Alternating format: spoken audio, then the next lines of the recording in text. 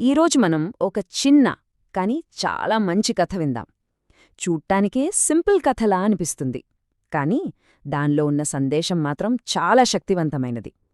మనలో ఉన్న లోపాలే మన బలమని ఎలా తెలుసుకోవచ్చో ఈ కథ మనకి చెప్తుంది. సరే, మరి ఆ కథ ఏంటో నిందామా? ఆ ఈ ప్రశ్నే మన కథకి ఆధారం.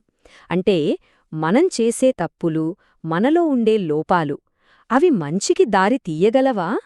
మన కథలో ఉన్న ఒక పగిలిన కుండకి దీనికి సమాధానం దొరికింది. మరి అదేంటో చూసేద్దామా? ఒకానొకప్పుడు ఒక చిన్న ఊర్లో ఒక రైతు ఉండేవాడు. చాలా కష్టపడి పనిచేసేవాడు. ఆయనకి ఒక ముఖ్యమైన పనుండేది. ప్రతిరోజూ ఉదయాన్నే లేచి చాలా దూరం నడిచి వెళ్ళి ఒక బావిలోంచి నీళ్లు తీసుకురావాలి. నీళ్లు తేవడానికి ఆ రైతు 2 మట్టికుండల్ని వాడేవాడు. అందులో ఒక కుండ అస్సలు ఏ లోపం లేకుండా పర్ఫెక్ట్గా ఉండేది. కాని పాపం రెండో కుండకి ఒక పక్కన చిన్న పగులుండేదన్నమాట. సో ఆ మంచి కుండకి తనమీద తనకి చాలా గర్వం. కాని ఈ పగిలిన కుండ మాత్రం తనకున్న ఆ చిన్న పగులు గురించి ఎప్పుడూ సిగ్గుతో బాధతో కుమిలిపోయేది. ప్రతిరోజూ ఇదే తంతు. ఇంటికి తిరిగి వచ్చేసరికి పగిలిన కుండలోని నీళ్లు సగం దారిలోనే కారిపోయేవి. అయినా సరే ఆ రైతు ఆ కుండకి పగులుందని దాన్ని ఎప్పుడూ పక్కన పెట్టలేదు. అస్సలు రెండింటినీ ఒకేలా వాడేవాడు. సరే, మరి ఆ పగిలిన కుండ మనసులో ఏముందో చూద్దాం. ప్రతిరోజూ ఇంటికి సగం నీళ్లతోనే వెళ్తున్నాను, నా యజమాని నమ్మకాన్ని నిలబెట్టలేకపోతున్నాను అని అది లోలోపల మదనపడేది. ఒక్కరోజు కాదు, 2 రోజులు కాదు, ఏకంగా 2 సంవత్సరాలు. అవును, 2 సంవత్సరాల పాటు ఆ బాధను తనలోనే దాచుకుంది. ప్రతిరోజూ అదే ఫీలింగ్, నేను పనికిరానిదాన్ని అని. ఇక తన బాధను భరించలేక ఒకరోజు ఆ కుండ రైతుతో ఇలా అంది. దాని మాటల్లో ఎంత బాధ ఉందంటే, యజమానీ, నన్ను క్షమించు, నా వల్ల నీ కష్టమంతా వృధా అవుతోంది. ఇంటికి సగం నీళ్లే తీసుకురాగలుగుతున్నాను అని చాలా సిగ్గుగా బాధగా చెప్పింది. కాని రైతుకి అస్సలు కోపం రాలేదు. నిజానికి ఆయనకు ఆ కుండ బాధ అర్థమైంది. ఆయన చెప్పిన సమాధానం ఆ కుండని ఆశ్చర్యపరిచింది, ఒక కొత్త ఆశనిచ్చింది. ఇక్కడి నుంచే కథ పూర్తిగా టర్న్ తీసుకుంటుంది. రైతు ముఖంలో ఎలాంటి కోపం, చిరాకూ లేవు. ఆయన ప్రశాంతంగా నవ్వి ఒకటే చెప్పాడు, రేపు మనం తిరిగి వచ్చేటప్పుడు దారిని గమనించు. ఆ మాట వినగానే కుండకి కాస్త క్యూరియాసిటీ మొదలైంది, ఏముందా దారిలో అని. అసలు ఆ రైతు సీక్రెట్ ఏంటి? ఆ దారిలో ఏముంది? ఎందుకలా చూడమన్నాడు? మనక్కూడా తెలుసుకోవాలనుంది కదా. సరే, ఆ రహస్యమేంటో ఇప్పుడు చూద్దాం. ఆ రైతుది మామూలు ప్లాన్ కాదు, ఒక చాలా అందమైన ప్లాన్. ఆ ప్లాన్ ఏంటో మరుసటి రోజు ఆ పగిలిన కుండకే అర్థమైంది.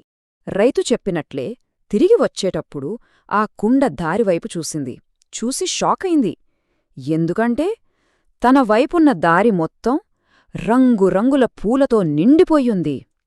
ఆ పువ్వులన్నీ గాలికి మెల్లగా ఊగుతూ తననే పిలుస్తున్నట్లు అనిపించింది ఆ కొండకి. అప్పుడే ఆ కుండకి ఒక విషయం అర్థమైంది. ఈ పూలన్నీ కేవలం తనవైపు దారిలోనే ఉన్నాయి. మరోవైపు ఆ పర్ఫెక్ట్ కుండ ఉన్నవైపు దారి మాత్రం మామూలుగానే ఖాళీగా మట్టితోనే ఉంది. ఇంటికి వెళ్ళాక రైతు ఆ కుండతో చాలా ప్రేమగా అసలు విషయం చెప్పాడు. నీ పగులు గురించి నాకు తెలుసమ్మా, అందుకే నేనేం చేశానంటే నీ వైపు దారిలో పూల విత్తనాలు చల్లాను.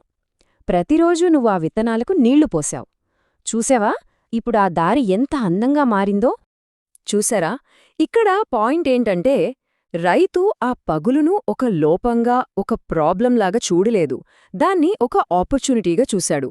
ఆయన ప్లాన్ చాలా సింపుల్. ఆయన లోపాన్ని గమనించాడు, అక్కడ విత్తనాలు చల్లాడు, ఆ లోపమే ఆ విత్తనాలకు నీళ్లు పోసి జీవం పోసేలా చేశాడు.